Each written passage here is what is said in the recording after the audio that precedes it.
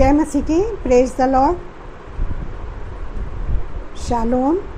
आज जो हम अध्ययन करने जा रहे हैं उसका विषय प्रकाशित वाक्य के 4 प्राणी और 24 प्राचीन है, जिनका भेद पवित्र आत्मा द्वारा मैं करूबों वाली पोस्ट में खोल चुकी हूँ 4 प्राणियों का। किंतु 4 प्राणी प्रकाशित वाक्य के 4 चैप्टर से लेकर 19 तक पाए जाते हैं। इसके बारे में मैंने उस पोस्ट में नहीं बताया था क्योंकि बहुत लंबी पोस्ट हो जाती।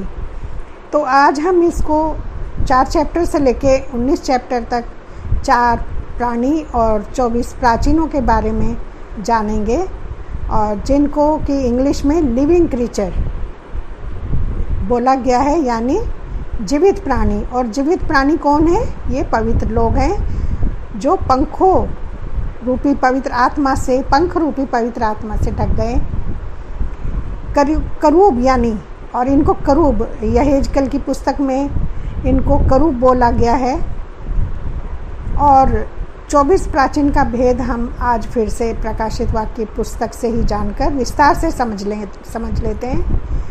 किंतु इससे पहले करूबों पर बने मेरे पहले वाले वीडियो को देख लें, जिससे करूबों का रहस्य खोला गया था। वो मैंने वचन से पूरा समझाया था, पंखों के बारे में, आँखों के बारे में, जो उन्होंने पंख ओढ़े हुए हैं वो क्या है, उनका अर्थ क्या है, मैंने सब बताया था उस बारे में।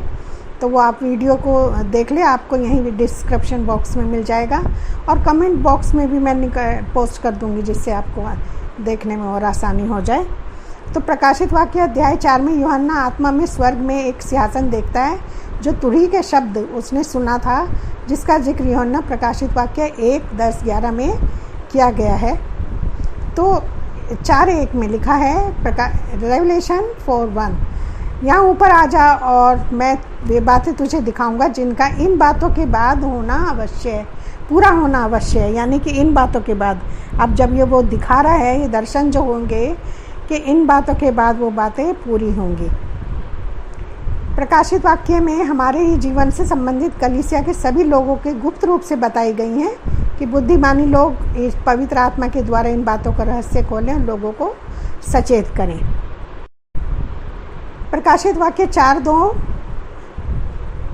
रेवलेशन 4:2, तुरंत मैं आत्मा में आ गया और क्या देखता हूँ कि एक सिंहासन स्वर्ग में रखा है, और उस पर, सिंहासन पर कोई बैठा है, और जो उस पर बैठा हुआ है वह यशब और माणिक्य जैसा दिखाई पड़ता है, और उस सिंहासन के चारों ओर मरकत के समान एक मेघधनुष दिखाई देता है। यशब और माणिक्य जो होते हैं, इनसे परमेश्वर की तुलना की गई है, क्योंकि ये संसार का बड़ा कीमती धन होता है, कीमती पत्थर होते हैं ये चमकते हुए, जो बहुत महंगे होते हैं, और सोना चांदी हीरे मोती, ये सब इनसे परमेश्वर की तुलना की गई है, और उससे हमें बताया गया है। ये सिर्फ उपमा के रूप में बताई गई हैं, और इसको हम ऐसे समझे कि बहुत कीमती धन जिसको कहा जाता है। जैसे कि नीति वचन में भी हमने देखा है कि नीति वचन में बुद्धि को, विजडम ऑफ गॉड को बहुत कीमती बताया गया है कि ये यशब माणिक्य मणियों से भी बहुत ज़्यादा कीमती है, जो इसे पा लेता वो बहुत धनी होता है। और उस पर बैठा है अच्छा, और उस सिंहासन के चारों ओर मरकत का मेघधनुष दिखाई देता। मेघधनुष नई वाचा का चिन्ह है, जो कि हम उत्पत्ति के 9 चैप्टर में भी पढ़े थे, जो नूह के और सब क्रीचर्स जितने भी थे, उन सबसे परमेश्वर ने वाचा बांधी थी कि अब कोई भी पृथ्वी पर जल से नहीं मरेगा। तो ये जो चारों तरफ जो मेघधनुष का निशान दिखाया था, परमेश्वर की नई वाचा को दर्शाता है।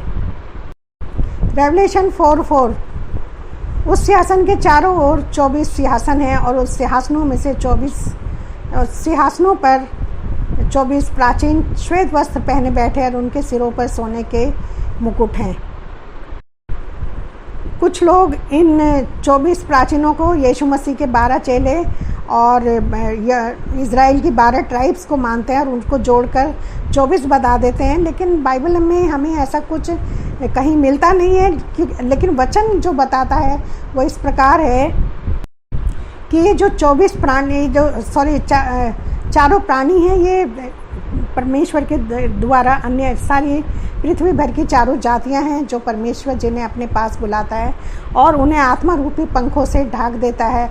और ये आंखें ही आंखें जो हैं ये परमेश्वर की आत्मा को दर्शाता है, जिसके बारे में मैंने करूबों वाली पोस्ट में बताया, उसको आप देख लेना और अच्छी तरह से वचन से समझोगे तब उसमें आप। और जो ये 24 जो प्राणी हैं ये पृथ्वी के राजाओं के बारे में बताया हुआ है कि जो 24 प्राचीन हैं उन्होंने अपने सिंहासन पृथ्वी पर डाल दिए, जो चारों तरफ बैठे श्वेत वस्त्र पहने बैठे, यानी कि पवित्रता धार्मिकता को धारण करके बैठे हैं और उनके सर पर सोने के मुकुट हैं।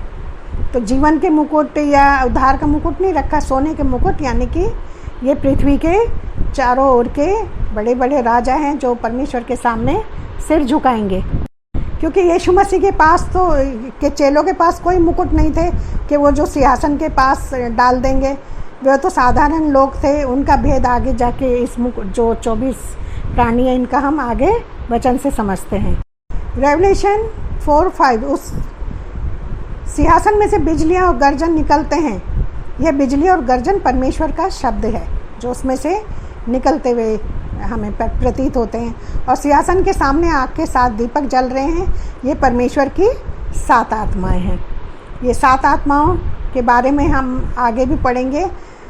तो जैसा कि यशाया में लिखा है 7 आत्माएं हैं कि यहोवा की आत्मा, बुद्धि समझ की आत्मा, यहोवा 11:2 में लिखा है ये, यशाया 11:2 में। और यहोवा की आत्मा बुद्धि समझ की आत्मा, युक्ति पराक्रम की आत्मा, ज्ञान और यहोवा के भय की आत्मा, और अनुग्रह करने वाली आत्मा, प्रार्थना सिखाने वाली आत्मा, न्याय करने वाली आत्मा। इसके बारे में मैंने नंबर डाल दिए हैं वचन के, आप उसको चेक कर लें। तो ये 7 आत्माएं हैं जो कि पृथ्वी पर भेजी गई हैं। तो 7 आत्माओं के विषय में भी मैंने करूबों वाली पोस्ट में विस्तार से बता चुकी हूँ। पहला प्राणी सिंह के समान, दूसरा प्राणी बछड़े के समान और तीसरे प्राणी का मुंह मनुष्य के मुंह के समान और चौथा प्राणी उड़ते हुए उकाब के समान। यहाँ जो 4 प्राणी हैं जिन्हें लिविंग क्रीचर बोला गया है, पृथ्वी के चारों ओर की अन्य जातियाँ हैं जिन्हें परमेश्वर ने अपने पास बुलाया और चुन लिया। और जो शेर के समान, इनका अर्थ है जो शेर के समान गरजते, उकाब के समान उड़ते, बछड़े के समान अथवा बछड़ा या बैल के समान परिश्रम करने वाले हैं। जिस प्रकार बैल खेत में परिश्रम करता है उनका मनुष्य समान, मतलब जिनका मुंह से, और उनका मुंह मनुष्य के समान जिनका मुंह से वचन के ज्ञान की नदी बहती है। तो वे चारों प्राणियों के 6-6 पंख हैं। तो ये बैल क्या होता है, परिश्रम करते हैं ना खेत में, वैसे ही हम भी, ये संसार खेत हैं, हम भी इसमें परिश्रम करते हैं उकाबों की तरह। पर यीशु मसीह परमेश्वर ने कहा तुम मुड़ोगे और शेरों की तरह गरजते हैं जो वचन सुनाते हैं लोगों को।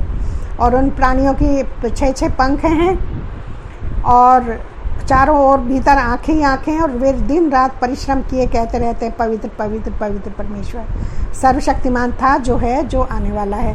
तो ये जो हम पढ़ते हैं इनके आँखों के विषय में और पंख के विषय में भी मैं पिछले करूबों वाले चैप्टर में बता चुकी हूँ। अब मैं बताऊँगी तो इसमें बहुत समय व्यतीत हो जाता है, तो इसलिए उसको ज़रूर देखें। ये परमेश्वर की पंख परमेश्वर की आत्मा है और आँखें भी जिसने उनको संरक्षित किया हुआ है, और आत्मा परमेश्वर की आँखें भी परमेश्वर की आत्मा को दर्शाता है। तो यहाँ प्राणियों की पंख पवित्र आत्मा को दर्शाता है जिससे ढके गए हैं, संरक्षित कर दिए गए हैं कि उन्हें कोई विपत्ति ना छुए। और आँखें परमेश्वर की 7 आत्माएं विस्तार से जानने के लिए पिछला फिर से करूबों का वीडियो देख लें। मुझे रिपीट करनी पड़ गई ये बात। और जब भी प्राणी जो सिंहासन पर बैठा युगानुयुग जीवता महिमा आदर धन्यवाद करेंगे यानी कि परमेश्वर का धन्यवाद करेंगे। और 24 प्राचीन जो सिंहासन पर बैठने वाले के सामने गिर पड़ेंगे और उसे युगानुयुग जीवता है प्रणाम करेंगे, अपने अपने मुकुट सिंहासन के सामने ये कहते हुए डाल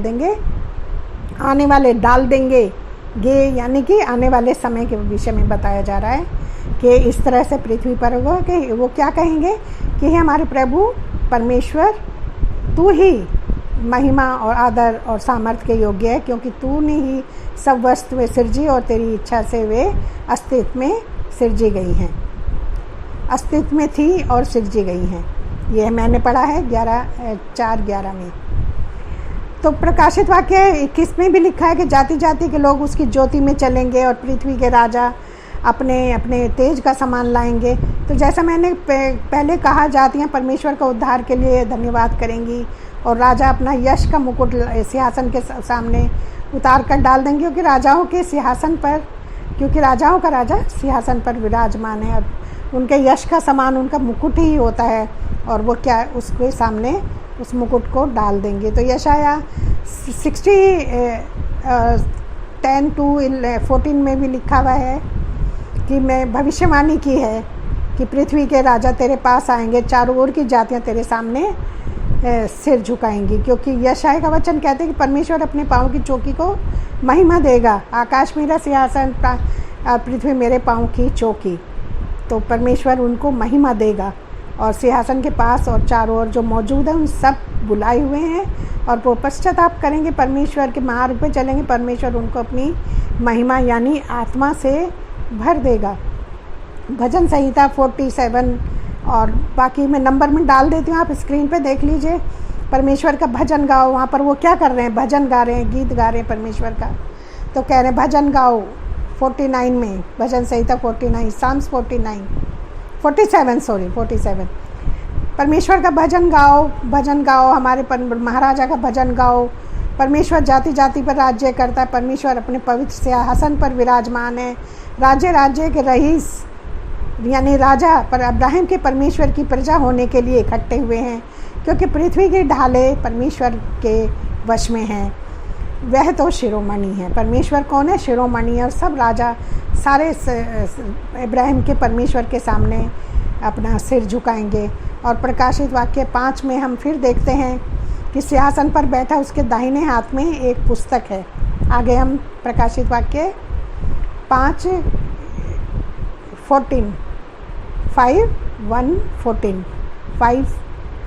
चैप्टर और 1 से लेके 14 तक 1 to 14 में हम देखते हैं कि जो सिंहासन पर बैठा उसके दाहिने हाथ में एक मोहरबंद पुस्तक है, जो अंदर बाहर दोनों तरफ से लिखी हुई है, किंतु स्वर्ग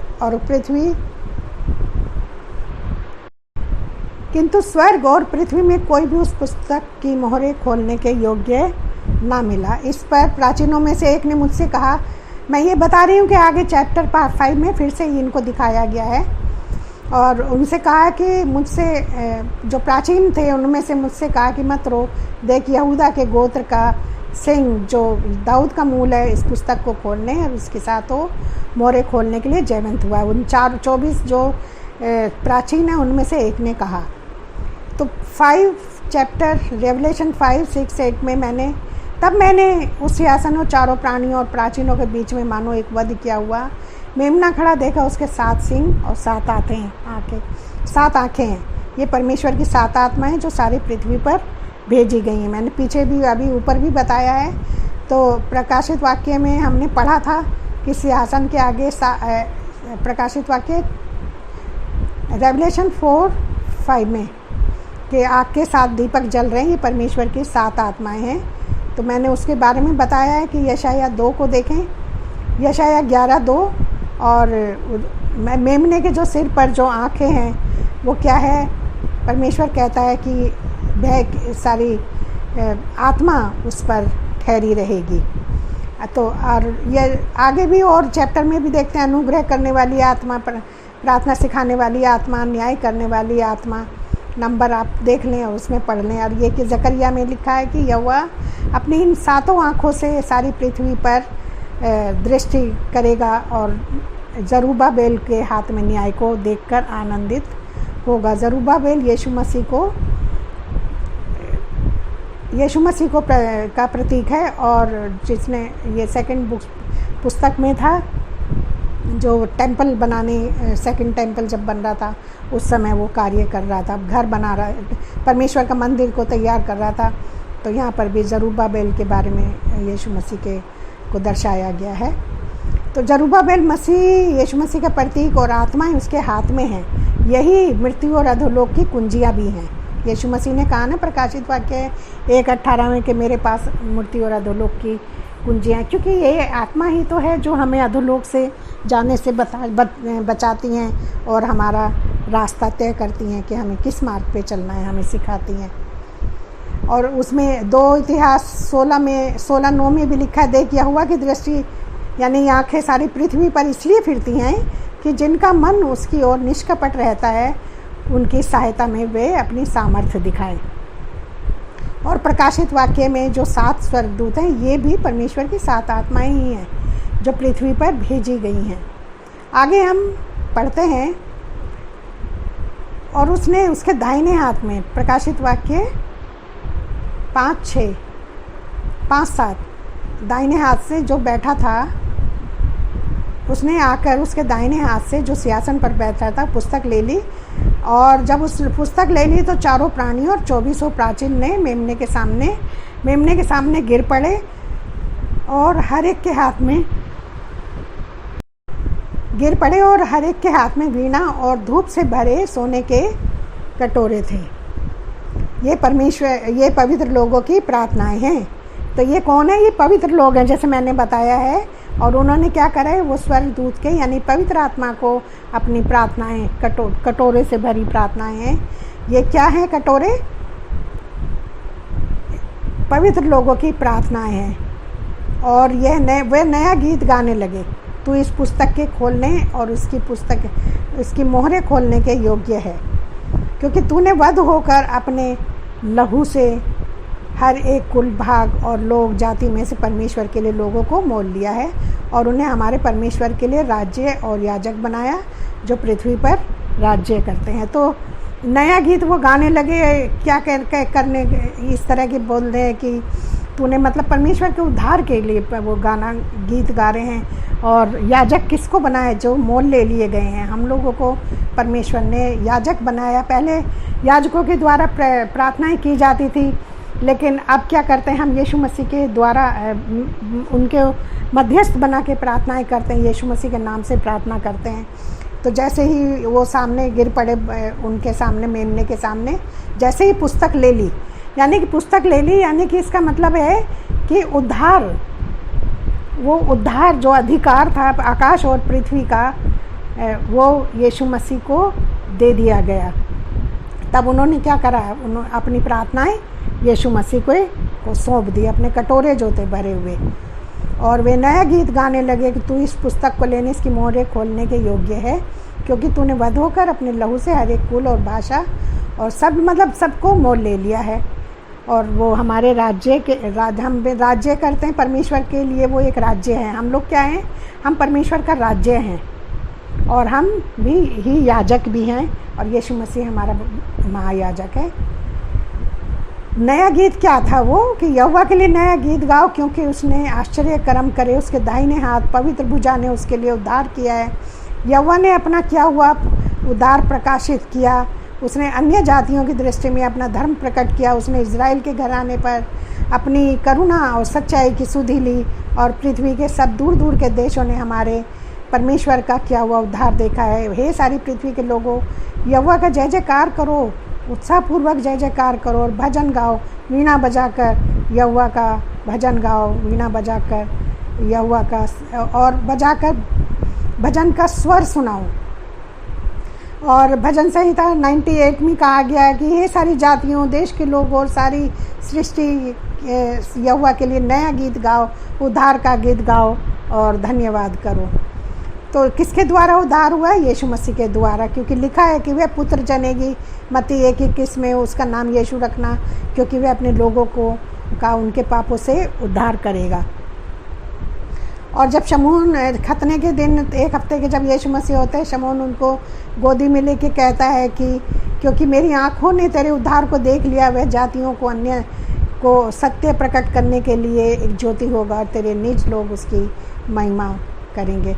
तो सब लोगों को मतलब यीशु मसीह उद्धार के रूप में वो क्या कर रहे हैं? यहाँ 24 प्राचीन और ये चारों प्राणी क्या कर रहे हैं? धन्यवाद और उद्धार के लिए, क्योंकि परमेश्वर ने उन्हें अपने निकट बुलाया है, उन्हें अपने राज्य में जगह दी है, और उन्होंने परमेश्वर को देखा। वो तो लिखा है कि हर एक प्राणी परमेश्वर के उद्धार को देखेगा। और यशायाह में भी यही कहा है कि सारी जातियां उसके सामने पवित्र भुजा, सारी जातियों के सामने उसने अपनी पवित्र भुजा प्रकट की। ये लिखा है यशायाह 52:10 में। और पृथ्वी के दूर दूर के देशों के सब परमेश्वर का किया हुआ उद्धार निश्चय देख लेंगे। तो यह दर्शाया गया है कि पृथ्वी का सारा अधिकार और राज्य यीशु मसीह को दे दिया गया है। और रेवलेशन 5:11-14 में भी, तो जब मैंने देखा तो सिंहासन के प्राणियों के और प्राचीनों के, उन प्राणियों और प्राचीनों के चारों ओर बहुत से स्वर्गदूत, और प्राचीनों के चारों ओर बहुत से स्वर्गदूतों का शब्द सुना जिनकी गिनती लाखों करोड़ों में थी। लाखों करोड़ों में जो ओरिजिनल बुक है उसमें लिखा हुआ है हज़ारों हज़ारों थी, गिनती थी उनकी। और वे ऊंचे शब्द में कहते थे, वध किया हुआ मेमना ही सामर्थ और धन, ज्ञान, शक्ति, आदर, महिमा, स्तुति के योग्य है।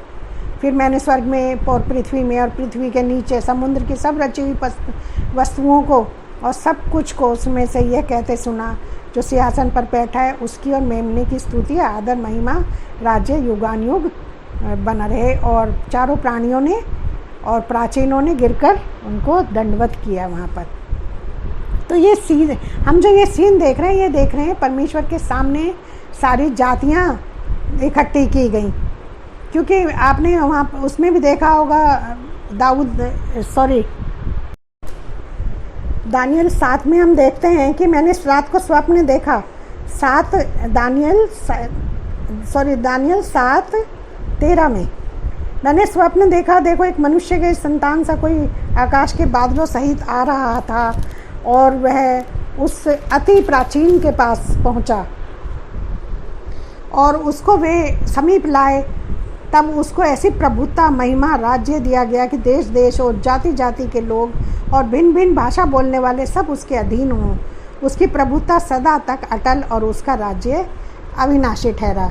और 27 में भी लिखा हुआ है कि तब राज्य और प्रभुता और धरती पर के राज्य की महिमा परम प्रधान की प्रजा अर्थात उसके पवित्र लोगों को दी जाएगी। उसका राज्य सदा का राज्य और सब प्रभुता करने वाले उसके अधीन होंगे और उसकी आज्ञा मानेंगे। तो प्रभुता करने वाले कौन होते हैं? यीशु मसीह के सामने, वो तो राजाओं का राजा है। प्रभुता करने वाले कौन है? पृथ्वी के राजा, जो उसके सामने दंडवत करेंगे। और फिर हम प्रकाशित वाक्य 6 में जाते हैं। प्रकाशित वाक्य रेवलेशन 6 चैप्टर में और 1 से 8 तक देखते हैं। हम चारों प्राणियों को देखते हैं और मोहर खुलने पर बोलते, जब मोहर खुलने पर बोलते सुनाई देते हैं। पर जब मेमने ने पहली मोहर खोली तो उन्होंने कहा आ। तो आ का क्या अर्थ है? यह प्रकाशित वाक्य के 22 और 17 में बताया। रेवलेशन 22:17 में चेक करें, में बताया है। और आत्मा और दुल्हन दोनों कहती हैं आ, और सुनने वाला भी कहे आ, और जो प्यासा है वह आए, और जो कोई चाहे वह जीवन का जल सेत में ले। तो यहाँ पर क्या बात कही गई है कि यानी परमेश्वर जब बुलाता है तो जातियाँ भी उसके पास आएँ और पश्चाताप करें। वह सबको आत्मा रूपी जीवन का जल, उत्तम वस्तुएं जो मुफ्त में देगा, परमेश्वर बुलाएगा और जातियाँ खींची चली आएंगी। तो परमेश्वर जब बुलाता है आ, तो जातियाँ, हम लोग भी कहें आ, हम पवित्र आत्मा को हम भी निमंत्रण दें आ। आगे जब तो आप इसके बारे में आगे पढ़ लें। यशायाह 55:1-6 कि अहो, पहले में लिखा हो, प्यासे लोगों मेरे पास आओ, और जिनके पास रुपया ना हो तुम भी आकर मोल लो, खाओ, दाखमा दूध बिन रुपये के दाम के आकर ले लो। ये पूरा आप उसमें पढ़ लेना, क्योंकि परमेश्वर क्या कहता है कि मैं तुम्हें बुलाऊंगा, तुम्हारे पाप क्षमा किए जाएंगे। और क्योंकि उसने इज़राइल के, वे परमेश्वर यहोवा इज़राइल के पवित्र निमित्त यह करेंगे। कौन करेंगे? जातियाँ आएंगी, दौड़ी चली आएंगी और उसके निमित्त कहेंगी, क्योंकि उसने उन्हें शोभायमान किया है। तो ये आप पूरा पढ़ लेना, उसमें मैं अभी पढ़ के नहीं सुना सकती, बहुत लंबा हो जाता है। जब तक आखिर में लिखा है जब तक यहोवा मिल सकता है तब तक उसकी खोज करते रहो, क्योंकि परमेश्वर दया करेगा और वह परमेश्वर की ओर फिरेंगे और वह पूरी रीति से उनको क्षमा करेगा। तो आगे जो ये प्रकाशित वाक्य में 4 घोड़े हैं, इनके विषय में मैं अगले पाठ में विस्तार से बताऊंगी, क्योंकि इनका ताल्लुक इन चारों प्राणियों से है। तो आगे प्रकाशित वाक्य 7, 9, 17 में फिर से इन चारों प्राणियों, इसको हम अभी यहीं पर छोड़ देते हैं, घोड़ों का जो जिक्र है, और फिर से हम प्रकाशित वाक्य 7 चैप्टर में चलते हैं और 9 से 17 तक पढ़ेंगे कि फिर मैं उन 4 प्राणियों और 24 प्राचीनों का जिक्र मिलता है जो परमेश्वर के सिंहासन के सामने और मेमने के सामने हाथ में खजूर की डालियां लिए और श्वेत वस्त्र पहने बड़ी भीड़ के रूप में, जिन्हें कोई नहीं गिन सकता, खड़ी हैं और उद्धार के लिए परमेश्वर का और मेमने का धन्यवाद कर रहे हैं। तो यहाँ पर देख लो, आप फिर से देख रहे हो कि सब बड़ी भीड़ है। 24 प्राचीन और ये चारों सब जातियाँ, यानी कि सब उसके सिंहासन के सामने खड़ी हैं और उसका उद्धार के लिए धन्यवाद कर रही हैं। और प्रकाशित वाक्य रेवलेशन 7, प्रकाशित वाक्य 7, 10 to 12 में बड़े शब्द में पुकार कर क्या कहती हैं? उद्धार के लिए हमारे परमेश्वर का सिंहासन पर, जो सिंहासन पर बैठा और मेमने का जय जयकार हो, और सारे स्वर्गदूत उस सिंहासन, प्राचीनों, चारों प्राणियों, और मतलब सब चारों ओर सिंहासन के खड़े हैं। और फिर सिंहासन के सामने मुंह के बल गिर पड़े और परमेश्वर को दंडवत करके कहा, आमीन। हमारे परमेश्वर की स्तुति, महिमा, ज्ञान, धन्यवाद, आदर, नया सामर्थ और शक्ति युगानुयुग बनी रहे। यही नया गीत हम लोग भी गाते रहते हैं ना, कि परमेश्वर का धन्यवाद, उद्धार के लिए धन्यवाद, यही है नया गीत। पहले तो ये नया गीत नहीं हुआ करता था, पहले तो दया की मांग किया करते, लेकिन परमेश्वर ने अब दया की है तो हम धन्यवाद करेंगे परमेश्वर का, क्योंकि परमेश्वर का अनुग्रह उतर आया यीशु मसीह के रूप में। प्रकाशित वाक्य 13-14 में फिर प्राचीनों में से एक ने मुझसे कहा, ईश्वर वस्त्र पहने कौन है और ये कहाँ से आए हैं? और मैंने उससे कहा, हे स्वामी तू ही जानता है। उसने मुझसे कहा, ये वे हैं जो उस महाकलेश में से निकल कर आए हैं। उन्होंने अपने अपने वस्त्र मेमने के लहू में धोकर श्वेत किए हैं। ये जो भीड़ भाड़ तुम देख रहे हो, ये सब उस कलेश में से निकल के आए हैं, जिन्होंने कष्ट उठाया, महाकलेश में झेला। ये जो 7 घोड़े हैं ना, यही महाकलेश का रूपक है। मैं आगे इन्हें विस्तार से इनके रूप में इनको बताऊंगी। और वो जय पाकर यहाँ तक सिंहासन के पास पहुँच गए। यीशु मसीह ने कहा था ना, परमेश्वर के राज्य की खोज करो, तो वो खोज करते हुए यहाँ तक पहुँच चुके हैं, दुख उठाकर। प्रकाशित वाक्य 14 में इनको हम फिर देखते हैं। रेवलेशन 14, 1-4 में देखते हैं कि मैंने दृष्टि की ओर देखो, एक मेमना सिय्योन पहाड़ पर खड़ा है और उसके साथ 1,44,000 जन हैं। उनके माथे पर उनके पिता का नाम लिखा हुआ है, यानी कि किसका पिता कौन है? परमेश्वर का नाम लिखा है। और स्वर्ग में मुझे एक ऐसा शब्द सुनाई दिया जो जल के बहुत धाराओं और बहुत गर्जन के जैसा शब्द था। जो शब्द मैंने सुना वह ऐसा था मानो वीणा बजाने वाले वीणा बजाते हों। और मतलब ये जितने भी लोग हैं ये सब गा रहे हैं, बजा रहे हैं, परमेश्वर की स्तुति महिमा कर रहे हैं। और ऐसा लग रहा है कि जैसे बहुत सी धाराएं पानी की गिर रही हों, क्योंकि वचन बरस रहा था। और वे सिंहासन के सामने चारों प्राणियों और प्राचीनों के सामने मानो एक नया गीत गा रहे थे। हमने गीत के बारे में धन्यवाद हो, परमेश्वर की आराधना, स्तुति, खुशी का आलम है, क्योंकि परमेश्वर ने हमें नया जीवन दिया है। और 1,44,000 जनों को छोड़ कोई भी पृथ्वी से मोल लिए गए थे, कोई यह गीत नहीं सीख सका।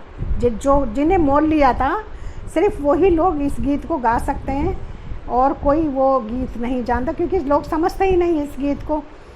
ये वे हैं जो स्त्रियों से अशुद्ध नहीं हुए, यानी कि जिन्होंने कभी भी व्यभिचार नहीं किया, पर वे कुंवारे हैं, यानी कि कुंवारी कन्या की, कुंवारी दुल्हन के समान शुद्ध हैं, पवित्र हैं, कुंवारे हैं, यानी कि कुंवारे, ये शादीशुदा शादी वाली बात नहीं कही है यहाँ पे। कुंवारे यानी कि दुल्हन जैसे कुंवारी कन्या होती है उसकी तरह पवित्र है, जिन्होंने कभी कोई व्यभिचार नहीं किया। और ये वही हैं जो कहीं जहाँ कहीं मेमना जाता है उसके पीछे हो लेते हैं, जो परमेश्वर और मेमने के निमित्त पहले फल होने के लिए मनुष्यों में से मोल लिए गए हैं। पहले फल होने के मतलब यानी कि ये लोग कुंवारे हैं, शुद्ध है, पवित्र हैं, कुंवारी कन्या की तरह, और परमेश्वर मेमने के साथ रहते हैं। ये 19 चैप्टर में भी हम देखते हैं कि स्वर्ग की सेना उसके पीछे थी, उसके पीछे हो लेते हैं। और परमेश्वर, और पहले फल का मतलब है कि जो पुनरुत्थान में सबसे पहले जो जीवित हो चुके, पहला फल कौन है? यीशु मसीह है। उसके बाद उसके लोग जो जीवित हो उठे, ये पहले फल हैं। उसके बाद प्रकाशित वाक्य 15, रेवलेशन 15, 5-8 में फिर हम इनको देखते हैं। इसके बाद मैंने देखा कि स्वर्ग में साक्षी के स्तंभों का मंदिर खोला गया, और वे 7 स्वर्गदूत जिनके पास 7 विपत्तियाँ थी, मलमल के शुद्ध और चमकदार वस्त्र पहने, छाती पर सोने की पट्टियाँ बांधे और मंदिर से निकले। तब उन 4 प्राणियों में से एक ने उन 7 स्वर्गदूतों को परमेश्वर के जो युगानुयुग जीवित है प्रकोप से भरे हुए 7 कटोरे दे दिए, और परमेश्वर की महिमा और उसकी सामर्थ्य के कारण मंदिर धुएं से भर गया। और जब तक उन 7 स्वर्गदूतों की 7 विपत्तियां समाप्त ना हुई तब तक कोई मंदिर में ना गया। तो यहाँ 4 प्राणियों में से एक ने क्या किया? वो कटोरा जो परमेश्वर के प्रकोप से भरा हुआ था वो उनको स्वर्गदूतों को दे दिया, और उसके बाद वो सोने के कटोरे दे दिए। और ये 7 सोने के कटोरे धर्मी लोगों की प्रार्थनाएं हैं, जिन्होंने इन्हें सताया था ना पृथ्वी के लोगों ने। अब उन पर क्या हो गया? अब उनके ऊपर विपत्ति आएंगी, क्योंकि परमेश्वर न्याय करेगा और हमारा बदला लेगा। और जिन्हें पृथ्वी वासियों ने सताया था, और हम 16-18 में ये प्रकोप के कटोरे पृथ्वी पर उंडेल दिए। आगे चैप्टर 19 में हम 4 प्राणियों और 24 प्राचीनों को देखते हैं। प्रकाशित वाक्य चैप्टर में उन्होंने 7 कटोरे, फिर प्रकोप के कटोरे दिखाए हैं। 17 में बड़ी वेश्या का दिखाया है और बेबीलोन का पतन दिखाया है। और 19 चैप्टर में हम फिर से इन 4 प्राणियों और 24 प्राचीनों को देखते हैं कि 19 में लिखा है कि इसके बाद मैंने स्वर्ग में मानो बड़ी भीड़ का ऊंचे ऊंचे शब्द में ये कहते सुना, हालेलुया, उद्धार, हालेलुया, उद्धार और महिमा सामर्थ हमारे परमेश्वर की है, क्योंकि उसके निर्णय सच्चे और ठीक है। यानी कि निर्णय जो भी था परमेश्वर का न्याय पृथ्वी पर किया गया। और ये होने वाली बातें बताई गई हैं कि अभी कि भाई जो होने वाला है, अब दृश्य रूप में हमें वो दिखाया गया है इसके बारे में। और उसने उस बड़ी वेश्या, क्योंकि उसके निर्णय सच्चे ठीक है, उसने उस बड़ी वेश्या का जो अपने व्यभिचार से पृथ्वी को भ्रष्ट करती थी न्याय किया। और बेबीलोन के बारे में वेश्या को बोला गया है, न्याय किया, क्योंकि बेबीलोनियंस के काम क्या थे? वो व्यभिचारी थे, सारे तरह के व्यभिचार करते थे, परमेश्वर को छोड़कर वो देवी देवताओं को मानते थे। तो बदला ले लिया उन्होंने परमेश्वर के दासों ने। उन्होंने क्या करा कि जो अपने व्यभिचार से पृथ्वी को भ्रष्ट करते न्याय किया। यहाँ पे न्याय के दिखा रहे हैं। ये जो कटोरे डाले गए थे तो ये क्या था? परमेश्वर का न्याय था पृथ्वी पर। और फिर दूसरी बार उन्होंने कहा हालेलुया, न्याय किया और अपने दासों के लहू का बदला लिया जो उन्होंने सताया था। फिर दूसरी बार उन्होंने कहा हालेलुया, उसके जलने का धुआं युगानुयुग उठता रहेगा। और तब 24 प्राचीनों और 4 प्राणियों ने गिरकर परमेश्वर को दंडवत किया जो सिंहासन पर बैठा था, और कहा आमीन हालेलुया। इन्होंने यहाँ पर इनका जो 4 प्राणी, इनका लास्ट ये शब्द आते हैं। और तब सिंहासन में से शब्द निकला कि हे हमारे परमेश्वर से सब डरने वाले दासों, क्या छोटे क्या बड़े, तुम सब उसकी स्तुति करो। फिर मैंने बड़ी भीड़ का सा और बहुत जल का सा शब्द, गर्जन का सा शब्द सुना, हालेलुया, क्योंकि हमारा परमेश्वर जो सिंहासन पर बैठा है वो राज्य करता है। शक्तिमान परमेश्वर राज्य करता। आओ हम आनंदित मगन हो और उसकी स्तुति करें, क्योंकि मेमने का विवाह पहुंचा है और उसकी दुल्हन ने अपने आप को तैयार कर लिया है। उसको शुद्ध और चमकदार महीन मलमल दिया। उसकी दुल्हन कौन है? 4 प्राणियों के बारे में लिखा है, यानी कि ये कलीसिया है। परमेश्वर के लोग हैं जिन्हें परमेश्वर ने अपने निकट बुलाया है, और उसकी दुल्हन ने अपने आप को तैयार कर लिया है पवित्रता से। वो उसने उसके पवित्रता से के गहने पहन लिए उसने, पवित्र और श्वेत वस्त्र मलमल, उसको शुद्ध और चमकदार मलमल पहनने का अधिकार दिया गया, और क्योंकि अधर्म उसने धो दिया और शुद्ध और श्वेत वस्त्र उसने धारण कर लिए हैं, पवित्रता को पहन लिया। दुल्हन तैयार हो चुकी है और मेमने का विवाह हो गया है, क्योंकि उस महीन मलमल का अर्थ पवित्र लोगों के धर्म के काम है, यानी कि उनकी जो पवित्रता है। तब स्वर्गदूत ने मुझसे कहा कि धन्य है वे जो मेमने के विवाह में बुलाए गए हैं। फिर उसने मुझसे कहा, ये वचन परमेश्वर के लिए के सत्य वचन हैं। तो प्रकाशित वाक्य 22 में लिखा है, 22:14, धन्य वे जो अपने वस्त्र धो लेते हैं, क्योंकि उन्हें जीवन के वृक्ष के पास आने का अधिकार मिलेगा, और वे फाटकों से होकर नगर में प्रवेश करेंगे। और लेकिन कोई भी कुत्ते, टोने, व्यभिचारी, हत्यारे, मूर्ति पूजक, हर एक झूठ का चाहने वाला, गढ़ने वाला सब बाहर रहेंगे। ये प्रभु यीशु मसीह अपने स्वर्गदूत को इसलिए भेजा कि हमारे आगे कलीसियाओं के विषय में इन बातों की गवाही दे। मैं दाऊद का मूल और वंश और भोर का चमकता हुआ तारा हूँ। आत्मा और दुल्हन दोनों कहती हैं आ, और सुनने वाला भी कहे आ। जो प्यासा होवे आए, और जो चाहे वो जीवन का जल सेक में ले। तो ये थी परमेश्वर की बातें जो हमने पढ़ी हैं। चारों प्राणियों और 24 प्राचीन पृथ्वी के जो सारी जातियां हैं जिन्हें परमेश्वर ने बुलाया, वो परमेश्वर की दुल्हन है, यीशु मसीह की दुल्हन है। और दुल्हन और आत्मा दोनों कहे आ। और जो 24 प्राचीन हैं, ये पृथ्वी के बड़े अधिकारी, बड़े राजा हैं, जो परमेश्वर को दंडवत करेंगे। आमीन।